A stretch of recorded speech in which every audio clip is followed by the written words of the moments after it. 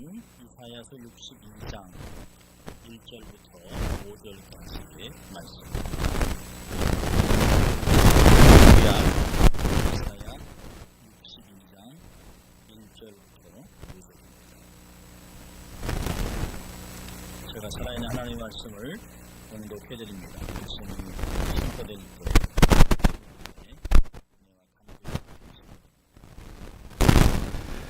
나는 시온의 구원과 빛같이 예루살렘의 구원이 횃불같이 나타나도록 시온을 위하여 잠잠하지 아니하며 예루살렘을 위하여 숨지 아니할 것이다. 열방이 내 공의, 열왕이 다 내 영광을 볼 것이다. 너는 여호와의 입으로 정하실 새 이름으로 일컬음이 될 것이며 너는 또 여호와의 손에 아름다운 면류관, 내 하나님의 손에 왕관이 될 것이다. 다시는 너를 버리운 자라 칭하지 아니하며 다시는 내 땅을 황무지라 칭하지 아니하고 오직 너를 헵시바라 하며 내 땅을 뷸라라 하리니 이는 여호와께서 너를 기뻐하실 것이며 내 땅이 결혼한 바가 될 것이며 마치 청년이 처녀와 결혼한 같이 내 아들들이 너를 취하겠고 신랑이 신부를 기뻐한 같이 내 하나님이 너를 기뻐하시리라. 아멘. 하나님의 말씀이었습니다.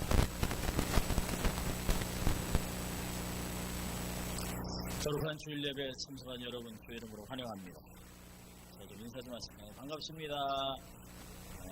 큰 은혜 받으세요. 사랑하는 성도 여러분, 오늘 어떻습니까? 네, 좋습니다. 참 좋은 날이죠. 참 일반적으로 가까운 사람을 만나는 것도 반갑습니다만 하나님의 은혜를 통해서 하는 가족된 성도들이 말씀으로 교제하기 위해 만난 것은 너무너무 행복한 것이죠. 너무너무 좋습니다. 참 이 강단을 3년 전에 4년 동안 선거권 것인데도 제 마음은 늘 부들부들됩니다. 토요일에 잠을 자기는 아침 7시에 와서 올때 먹다니까 이쪽으로 씨앗이 에어컨 일찍 틀어놓고 그런 제 마음은 불같이 하나님의 말씀을 전할 때 성도들의 마음에 어떤 감동이 들어요. 제 안에 먼저 감동을 줬던 이 말씀이 우리의 삶을 얼마나 변화시킬까 하는 기대감과 주일마다 감사하시길 우리 또 한번 외쳐볼까요? 하나님을 기쁘시게 사람을 행복하게. 오늘은 이사야서 62장 1절부터 5절까지의 짧은 본문을 가지고 너를 기뻐하세요. 하나님의 사랑에 대한 메시지를 전하면서 소망의 메시지 5번째의 메시지를 전하려고 합니다. 여러분 누가복음 15장의 창자의 이야기를 너무 잘 아시죠? 누가복음 창자의 15장에 있는 창자의 비유는 주인공이 창자가 아니고 주인공은 하나님 아버지의 사랑, 인내하시는 오랫동안 견디시는 아버지의 사랑. 하나님께서는 돌아올 아들을 위해서 밤낮 불을 켜고 혹시라도 오늘 올거나 내일 눈물로 밤을 씻어온 아버지의 마음을 이야기합니다. 정말 부모 말 안 듣고 사고만 치다가 지금 마음대로 살다 정말 삶을 그 아버지가 이미 길에서 걸어오는 그 아들을 아버지는 멀리서 이 부모의 사랑이라는 건 대단합니다. 그 아이들이 그렇게 많은데도 자기 자식밖에 안 보여요. 멀리서 이게 머리총만 이게 움직여도 얼마나 재밌는지 모릅니다. 아이들이 우는데도 그 많은 아이들이 우는데도 그 아이 우는 소리를 듣고 엄마가 뛰어나갑니다. 정확하지요. 그만큼 사랑이 있다는 것이죠. 그만큼 관심이 있다는 것이죠. 정말 아버지의 명예를 더럽히고 동네에서도 수치감을 만들어 놓은 그 아들을 그 아들이 돌아오니까 그 아들을, 더러운 아들을 품고 입을 맞추고 반지를 끼워주고 신발을 신기고 최고의 옷을 입히고 잔치를 벌이는 아버지의 마음을 세상은 어찌 이해하겠습니까? 한국 문화는 체면 문화입니다. 이스라엘 문화도 체면 문화예요. 아버지의 체면을 짓밟고 세상을 떠난 그 아들이 아마 동네에 들어올 때 아마 세상 말로 하면 용서하십시오. 이놈의 새끼 나가라. 동네에 돌아오지 마. 아예 발을 들이지 마. 네 아버지 한 것 우리 동네까지 수치스럽다. 다시 오지 마라. 아마 그런 이야기가 들릴지. 특별히 시골 양반 동네라면 더 그렇겠습니다. 저희가 제일 어릴 때 무서웠던 말이 족보에서 지우고. 족보에서 지웠을지도 몰라요. 그런데 세상에서 손가락질 하는, 세상에서 함부로 취급하는 그 아버지는 그 세상 사람과 세상 사람의 진타에 체면에 반응하지, 체면을 구김해도 상관하지 않고 아들을 품기로 그 아들에게 달려가는 세상을 어떻게 이해하겠습니까? 여러분, 이 탕자의 이야기 바로 오늘 우리 교회의 이야기일 수도 있습니다. 여러분, 자식이라는 이유 하나만으로 놀라운 축복을 살아가는 것, 자식이 이해하겠습니까? 자식을 키우면서 살아보니까 아버지의 마음을 조금이나마 이해하기 시작합니다. 부모의 마음이 이랬었구나. 나이가 들어가면서 자식을 보면서 아이고 저놈 저거 언제나 사람 굿이라노 하면서도 한편으로는 돌아가신 우리 부모님은 나 때문에 얼마나 가슴 아래하고 그 힘든 상황에서도 자식을 탓하지 않고 못난 부모를 만나 고생하는 너희들 보고 미안하다라고 했던 그 아버지의 마음을 이제는 조금이나마 이해를 합니다. 언약 백성이라고는 한 가지 이유 때문에 축복을 받고 하나님의 사랑과 회복, 축복을 경험하고 믿음의 명문가의 자녀들로 살아간다고 하는 것, 얼마나 흐뭇한 이야기인지 모릅니다. 여러분, 사랑을 받고 칭찬을 받고 인정받는다는 게 얼마나 큰 힘인 줄 아십니까? 누구에게 내가 사랑을 받고 있다, 누구에게 인정을 받고 있다 하는 그것 때문에 세상에서 당당해지고 다른 사람을 품을 수 있고 다른 사람을 넉넉하게 섬길 수 있는 마음들이 생기는 것입니다.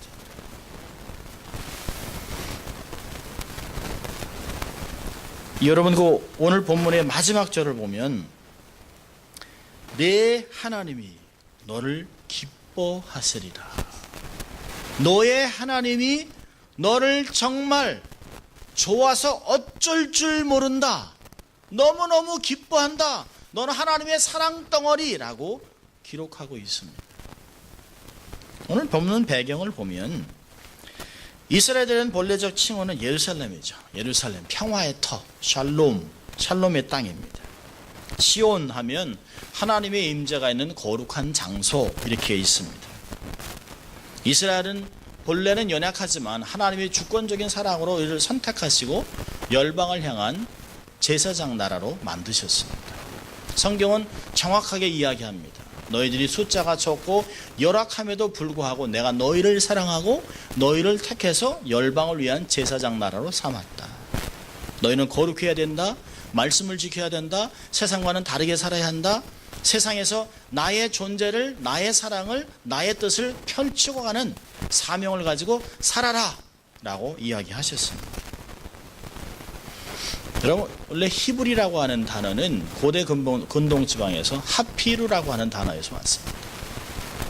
제가 이제 고대 근동학을 공부하면서 하피루라고 하는 것을 찾아봤습니다. 하피루 하면, 히브리 그러면 세상에서 떠돌아다니는 천민이라는 뜻입니다. 천민. 아마 일본 사람들이 한국 사람들을 조센쟁 취급했던 그보다 더한 것이에요. 인도에 불가측 그 천민이라는 사람이 있습니다. 사람이 가까이 가서 옷만 스쳐도 그날은 재수가 없어요. 그리고 그 사람이 와서 자기 옷을 스치면 때려 죽여도 상관이 없는 사람입니다. 그러니까 히브리인들은 그 당시에 어떤 사람들이냐면 고대 근동 지방에서 가장 천대받는 그런 민족, 떠돌아다니는. 그런데 이러한 사람들을 하나님께서 하찮고 별 볼 일 없는 히브리 민족을 하나님이 놀라운 대민족으로 이루셨습니다. 70명을 데려다가 애굽에서 400년 동안 만에 200만 명이 넘는, 어떤 분들은 한 400만 명을 잡습니다. 400만 명의 거대한 민족으로 만드셨어요.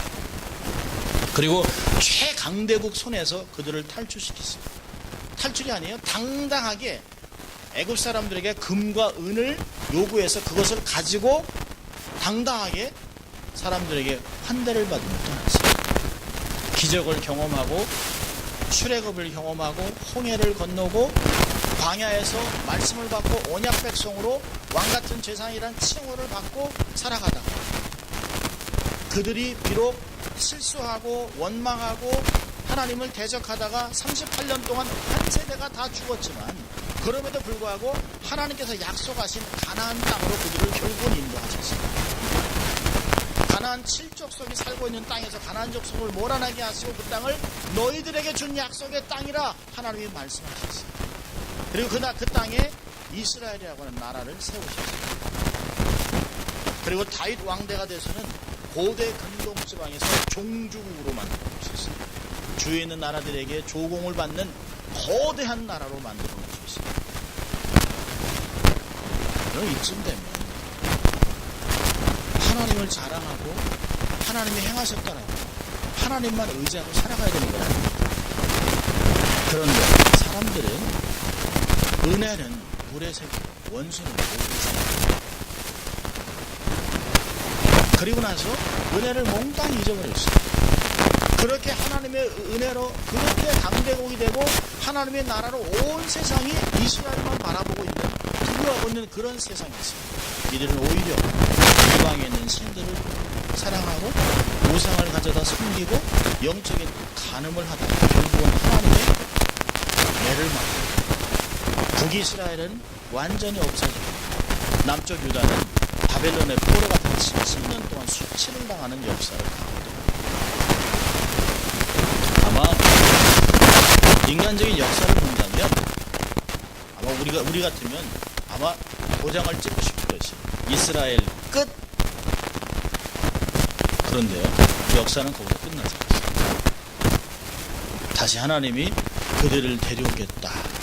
마치 자식의 잘못된 것을 고치기 위하여 매를 들어서 막 소리를 치고 분노하고 당장이라도 때려서 내쫓을 것 같은 그 부모가 사실은 그 안에 그 아들을 향한 자식을 향한 연민과 사랑과 기대를 가지고 눈물로 매를 들고 있는 아버지의 마음을 그대로 표현하고 있는 거지. 소망이 없는 이들, 죽도록 맞고 버림을 받아도 아무 할 말이 없는 이스라엘을 하나님이 다시 회복하고 있습니다. 자신들의 죄로 인해서 황폐된 자들에게 다시 새로운 이름을 지어주고 있습니다. 사랑과 함께 밝은 미래를 약속하고 있습니다. 영광스러운 삶을 살 것이라고 하는 기대감과 소망과 메시지를 전하고 있습니다. 결국은 궁극적으로 예수 그리스도를 통해서 회복하시고 구원의 역사를 이루시고 교회를 통해서 영광스러운 사역을 감당케 하시겠다라고 하는 것이 사실은 본문의 이야기입니다. 오늘 짧은 본문 안에 크게 두 단락으로 우리는 나눠볼 수 있습니다. 1절은 하나님의 열정, Passion of God. 두 번째로 2절부터 5절까지는 하나님의 Vision of God. 하나님의 비전. 저는 이 구절을 생각하고 묵상하면서 우리에게 주시는 말씀이다. 우리 교회에게 주시는 말씀이라는 확신이 있었습니다. 자, 1절을 보세요. 하나님의 열정. 우리 1절을 우리 한번 같이 성경을 열어놓고 같이 합독합니다. 시작. 나의 시온의 공의가 빛같이 예루살렘의 구원이 횃불같이 나타나도록 시온을 위하여 잠잠하지 아니하며 예루살렘을 위하여 쉬지 아니할 것인즉. 하나님이 선지자의 입을 통해서 우리에게 말씀하세요. 내가 너희들을 위하여 결코 쉬지 아니하고 잠잠하지 않고 내가 너희를 정말로 열정적으로 돕겠다. 하나님이 이야기하고 있습니다. 하나님은 황폐해졌던 땅 예루살렘, 그 시온에서 하나님의 공의를 세우겠다고 이야기하고 있습니다. 하나님은 예루살렘의 영광스러운 나를 위하여 잠잠히 있지 않겠다라고 이야기하고 있습니다. 하나님의 희생적인 사랑을 표현하고 있습니다. 하나님의 열정 안에는 두 가지가 있습니다. 희생적인 사랑과 지속적인 헌신이 있습니다. 이 열정적인 사랑은 언약의 사랑에서만 볼 수 있습니다. 어떤 조건이 없습니다.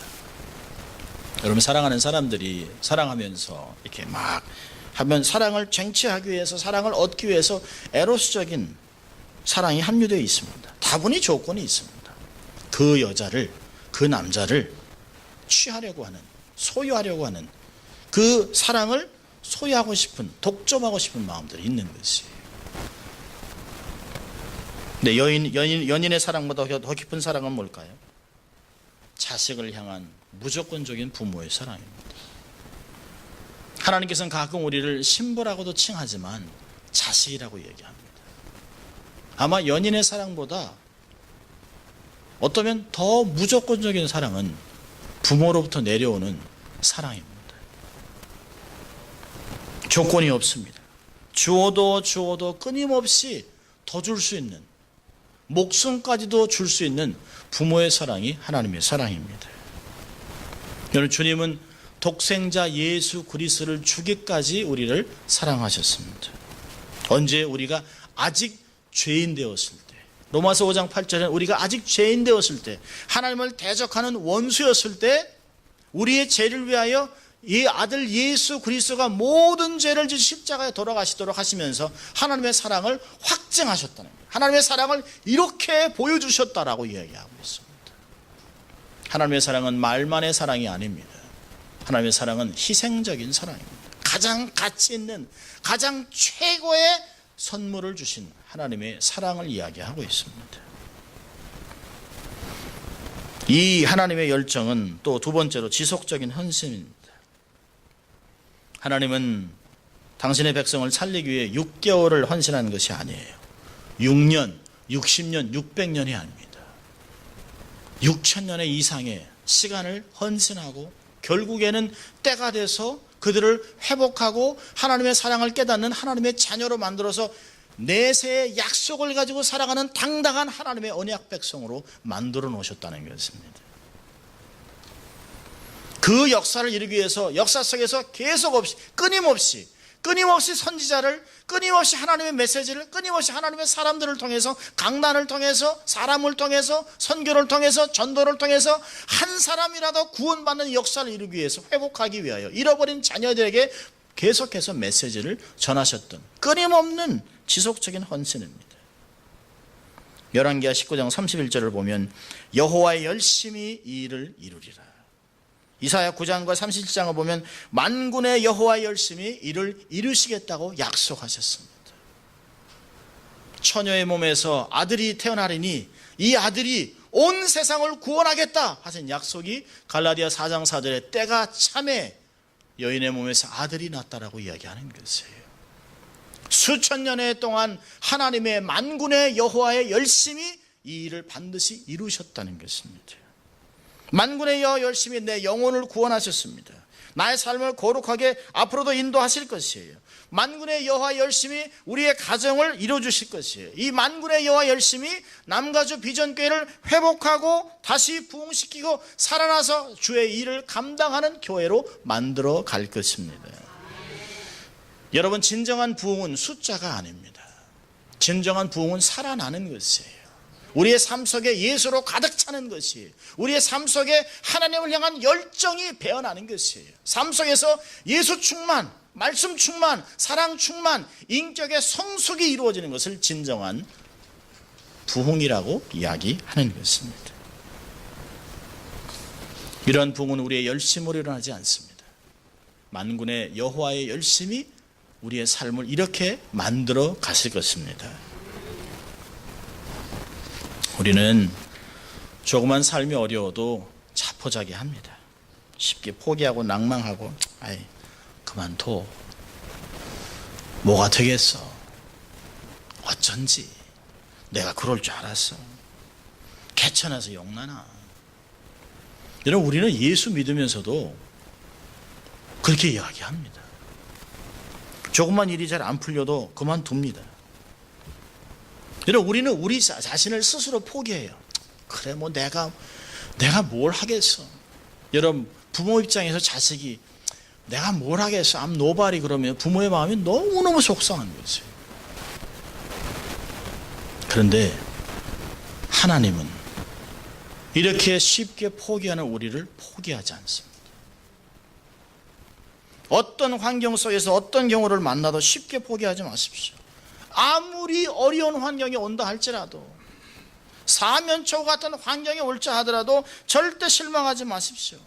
이스라엘 백성들은 모질고 험난한 순례의 길에서도 하나님의 성전을 향해서 올라가면서 다음과 같은 노래를 불렀습니다. 시편 121편 4절부터 8절까지 보면 이스라엘을 지키시는 자는 졸지도 아니하고 주무시도 아니하시리로다. 여호와는 너를 지키시는 자라. 여호와께서 내 우편에서 내 그늘이 되시나니 낮에 해가 너를 상치 아니하며 밤의 달도 너를 해치 아니하리로다. 여호와께서 너를 지켜 모든 환난을 면케 하시며 또 내 영혼을 지키시리로다. 여호와께서 너의 출입을 지금부터 영원까지 지키시리로다. 아멘. 얼마나 멋집니까? 상황은 하나도 변한 것이 없어요. 그래도 하나님이 지키신다, 하나님이 행하신다 라고 하는 믿음이 있습니다. 예수님은요 부활 승천하셔서 지금 하나님의 우편에 앉아 계시면서 항상 자기의 자녀들을 위해 끊임없이 간구하고 있다라고 히브리서 7장 25절은 이야기합니다. 여러분 우리 되게 하는 것은 우리의 힘이 아닙니다. 우리가 되게 하는 것은 하나님의 불같은 사랑입니다. 하나님의 변치 않는 헌신, 변치 않는 언약의 사랑, 이 사랑이 우리를 우리 되게 하는 것입니다. Passionate love of God. 하나님의 이 열정의 사랑이 우리로 하여금 감동케 하고 현실을 극복케 하고 감사와 겸손케 하는 것입니다. 정말 하나님의 사랑을 안다면, 하나님의 열정을 안다면 어느 누구도 교만할 수가 없습니다. 나된 것은 하나님의 은혜라고 고백했던 사도 바울의 말은 어쩌면 우리의 고백과 똑같은지 몰라요. 우리는 가끔 자수성가를 얘기합니다. 내가 한 거야. 내가 했어.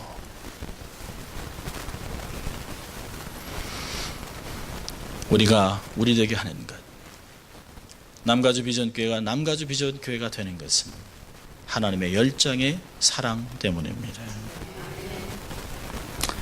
두 번째로 하나님의 열정은 하나님의 비전을 우리에게 소개합니다.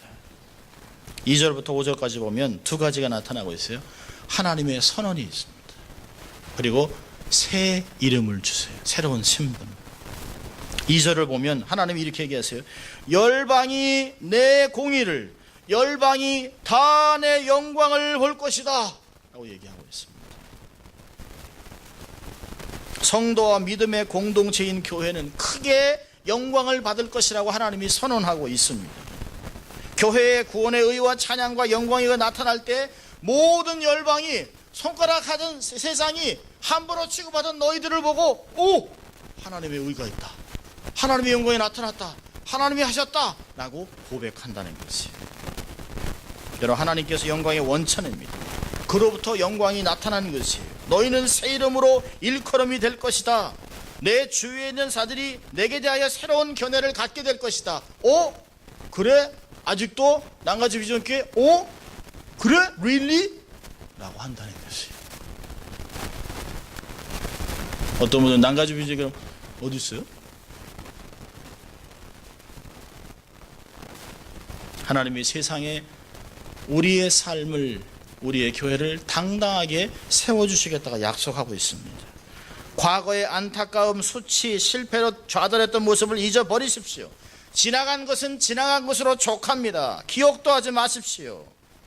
이사야 43장은 이야기합니다. 너희는 이전 일을 기억하지 말며 옛적 일을 생각하지 말라. 보라, 내가 새 일을 행하리니 이제 나타날 것이라. 너희가 그것을 알지 못하겠느냐? 정령이 내가 광야에서 길과 사막의 강을 나타나겠다. 이제 세상은 너의 다른 모습을 보고 놀랄 것이라고 이야기하고 있습니다. 과거의 상처, 그것은 너의 진정한 모습이 아니야 라고 하나님이 얘기하는 것이에요. 우리는 가끔 얘기하죠. 엄마 난 아무것도 못해. 그러면 얘기합니다. 야, 그 한 번 실수한 건 그건 진정한 네가 아니야. 너는 더 잘할 수 있어. 얼마든지 할 수 있는데 왜 낙심하니? 우리는 가끔 그런 생각합니다. 아이고, 얘들이 엄마 아빠만큼의 믿음만 있었으면. 그러면서도 우리를 보면서요, 하나님이 우리를 믿어주는 만큼만 믿음이 있어도, 그러니까 주님이 겨자씨만한 믿음만 있어도 이곳에서 이쪽으로 옮기겠다 약속하신 것이에요. 여러분, 하나님의 우리를 향한 원래 비전이 뭡니까? 그들이 온전한 나라가 되기도 전에, 약속의 땅에 들어가기도 전에, 광야에서 38년 동안 뺑뺑 돌다가 한 세대가 죽은 다음에도 주님은 여전히 이들에게 놀라운 비전의 이야기를 하고 있습니다. 신명기서 26장 18절과 19절을 보면, 여호와께서도 내게 말씀하신 대로 오늘날 너를 자기의 보배로운 백성으로 인정하시고 또 그 모든 명령을 지키게 하리라 확인하셨은즉 여호와께서 너의 칭찬과 명예와 영광으로 그 지으신 모든 민족 위에 뛰어나게 하시고 그 말씀하신 대로 너로 내 하나님 여호와의 성민이 되게 하시리라. 아멘입니까 여러분? 얼마나 멋있습니까? 가슴 벅차죠. 여러분, 세상 어디에서 이런 메시지를 받을 수 있겠습니까? 세상에 누가, 세상에 어떤 사람이, 어떤 단체가 우리들의 신분을 확인해주고 감동적인 메시지를 전해줄 수 있습니까? 여러분, 세상엔 소망은 교회밖에 없습니다. 우리의 소망은 하나님과 그분의 말씀으로만 오는 것입니다. 교회 안에서만, 말씀을 통해서만 우리의 자존감이 세워지고 명예가 회복되는 메시지를 받을 수 있습니다. 세상이 하는 말에 귀를 기울이지 마십시오. 세상이 함부로 취급하는 우리의 과거에 대해서, 우리의 수치를 들춰내면서 우리를 함부로 취급하는 그 소리에 가슴을 빼앗기지 마세요. 마음을 빼앗기지 마세요. 우리의 신분은, 우리의 삶의 미래의 약속은 모두 하나님께로부터 오는 것이에요. 하나님 얘기하셨어요. 이 열방이, 이 모든 세상이 내 삶에 있는 공의와 하나님의 축복을 보는 날이 온다라고 얘기하고 있습니다. 이것은 송목사의 얘기가 아닙니다. 하나님의 선언입니다. 우리 교회를 향한 하나님의 선언이기도 합니다. 이 선언을 하면서 하나님은 새로운 신분을 줍니다. 새 이름을 주시는 이유가 뭡니까? 3절부터 5절까지 놀라운 이름들을 줍니다. 하나님의 면류관, 하나님이 기뻐하는 신부라고 하는 놀라운 신분을 줘요. 하나님이 새 이름을 주신 이유가 뭘까요? 축복하고 사명을 감당하라고 하는 것입니다. 아브라함을 아브라함으로, 사례를 사라로, 사울을 바울되게 하는 하나님의 비전이 이름에 있습니다. 옛날에는 절을 다녔던 불교 신자가 크리스찬으로, 하나님을 모르던 불신자가 신자로, 성도로 놀라운 신분들을 갖게 되는 것입니다. 누구든지 그리스도 안에 있으면 새로운 피조물이라. 보라, 이전 것은 지나갔으니 새 것이 되었도다. 이 본문은 원래 날마다 새 것이 되어가고 있다라고 얘기하고 있습니다. 이런 신분에 특별히 3절 보면 하나님의 면류관, 하나님의 손에 붙잡힌 왕관이라고 얘기하고 있습니다. 하나님이 주시는 권위를 상징하기도 하지만 더 중요한 것은 그 권위의 손에 붙잡혀 있다는 것이에요. 하나님의 손에 들린 멋진 인생, 하나님의 손에 붙잡혀 쓰임받는 건강한 교회. 여러분, 크고 작은 것이 중요한 것이 아니에요. 누구의 손에 붙잡혀 있느냐가 중요한 것입니다. 하나님의 손에 붙잡혀 쓰임받는 남가주 비전교회. 할렐루야. 기대하십시오. 개봉박두. 왕관 같은 인생들입니다. 하나님의 면류관, 손에 붙잡히는 왕관 같은 교회입니다. 4절과 5절을 보면 또 놀라운 말이 있습니다. 하나님이 기뻐하시는 신부. 하나님께서는 교회를 자신의 배우자로 부르실 것입니다. 주종 관계에서 자녀관 부자 관계에서 이제는 아내와 남편 신랑 신부로 친밀한 관계로 발전합니다. 여러분, 부부 관계는 거침이 없죠. 처음에는 그렇게 막 힘들고 뭐 자기 도자기 뭐 이렇게 얘기하던 사람들이요. 뭐 오빠 뭐 이렇게 하다가도 그 어느 한 순간부터 주제도 없어요. 막 그냥 이게 막 거침없는 관계, 뭘 얘기해도 다 알고 모든 다 편합니다. 여러분, 오늘 본문을 보면 마치 하나님이 결혼식을 거행하고 있습니다. 신부는 막 부끄러워서 그러고 있는데요, 아름다운 신부로 교회를 치장해 놓고, 내가 너를 더 이상 버리운 땅이라 칭하지 않겠다. 헵시바, 뷸라, 내가 너에게 장가들겠다.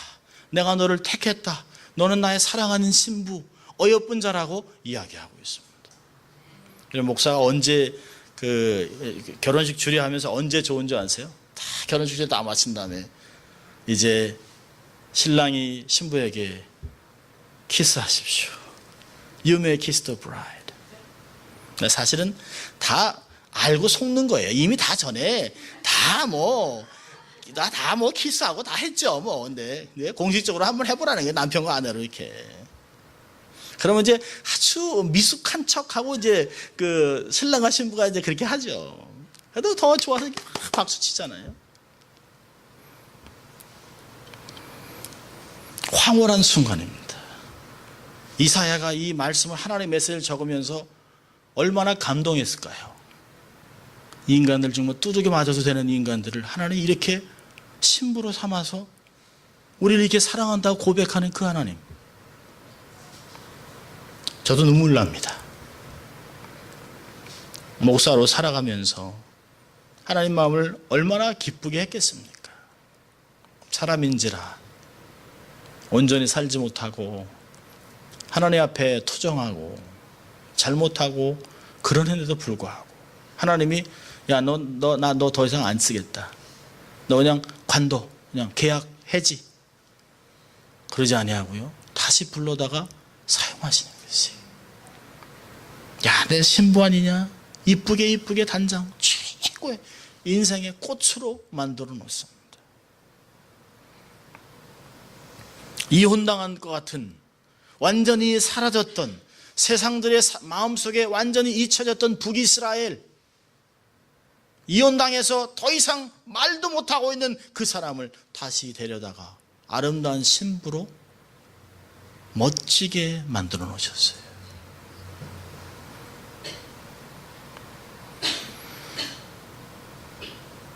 여러분, 이 본문에 보면 4절을 보면 여호와께서 너를 기뻐하실 것이에요. 5절을 보면요, 청년이 처녀와 결혼함과 같이 내 아들들이 너를 취하겠고 신랑이 신부를 기뻐함과 같이 내 하나님이 너를 기뻐하시겠다. 기뻐하겠다는 단어를 3번이나 반복합니다. 그건 확실하다는 거예요. 하나님이 기뻐하고 정말 진짜 기뻐한다는 것을 이야기하는 것이에요. 우러나서, 삶에서 우러나서 과거를 따지지 않는 하나님. 자, 따라해 볼까요? 과거를 묻지 마세요. 오죽하면 가수도 그런 얘기를 해요. 과거를 묻지 마세요. 하나님은 우리의 과거에 하나도 관심이 없어요. 하나님의 관심은 현재를 통한 미래, 나타날 영광, 하나님의 역사, 거기에 모든 초점을 맞추고 계세요. 근데 우리는 어때요? 옛날, 전에, 아내들 무섭잖아요. 몇 월 며칠 당신이 나한테 한 얘기 다 기억하고 있습니다. 두렵습니다. 근데 하나님은 그러지 않습니다. 하나님은 자기의 말씀을 저버리고 마음대로 살았던 그런 인생들을 다시 부르시고 확인하시고 신부로 삼아주셨습니다. 하나님이 나를 신부로 삼으셨습니다. 우리를 신부로 삼으셨어요. 하나님이 우리를 부르시면서 야, 송상현, 야, 남가주 비전교회 나의 사랑하는 신부, 얼마나 멋집니까, 여러분? 하나님을 향한 나의 사랑, 나의 하나님, my love, my God 이라고 외쳤던 이 수도사의 고백은 정말 대단한 것이에요. My God, my everything. 나 하나님 나의 모든 것 되십니다. 정말 감동의 깊은 고백이 아닐 수 없어요. 하나님이 먼저 고백하셨어요. 하나님께 사랑한다는 말도 죽겠다고 내 신부예요. 내 아내입니다. 라고 세상에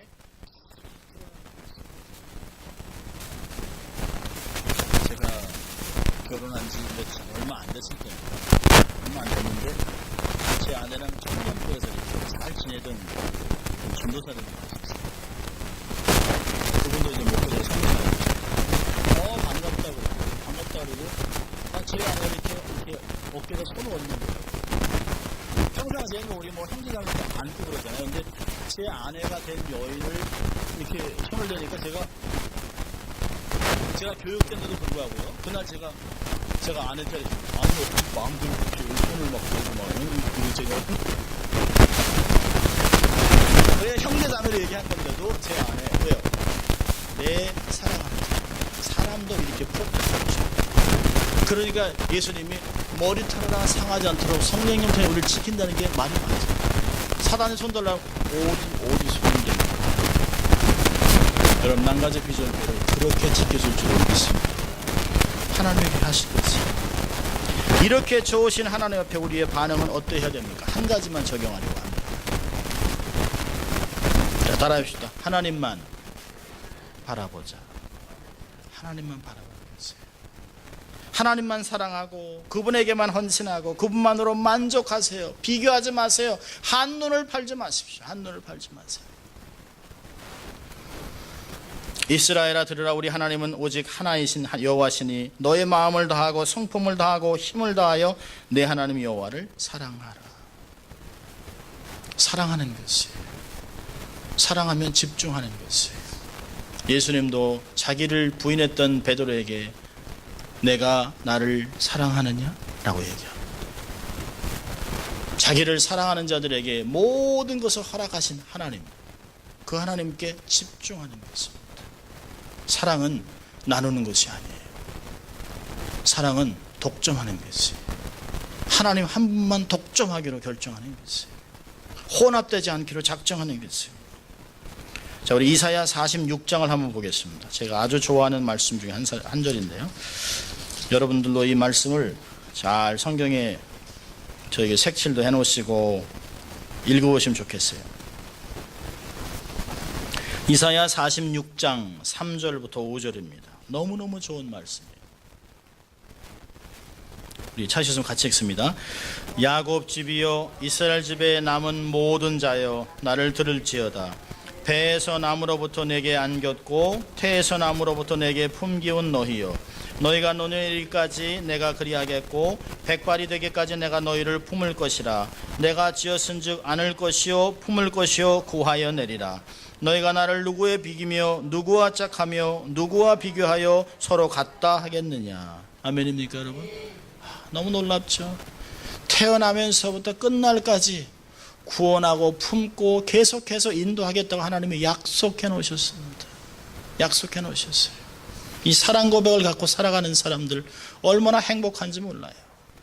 이런 말씀을 선포할 수 있는 목사는 얼마나 행복하겠습니까? 얼마나 행복하겠습니까? 세상에 이런 메시지를 알았으면, 우리 성도들이 이런 하나님의 마음을 알고 살아간다면 정말 좌절할 수 있을까? 그럴 수 없죠.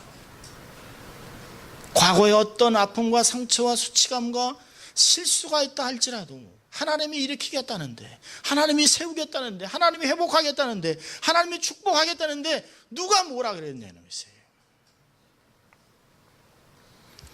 노블레스 오블리저라고 하는 말이 있습니다. 프랑스 말인데요, 상류계층의 도덕적인 의무나 책임감을 뜻합니다. 다른 사람보다 재산에 헐떡이 많거나 사회적으로 지위가 높은 사람이거나 공부를 많이 한 지식인들은 일반 사람들보다 사회적인 의무와 책임이 더하다는 것이에요.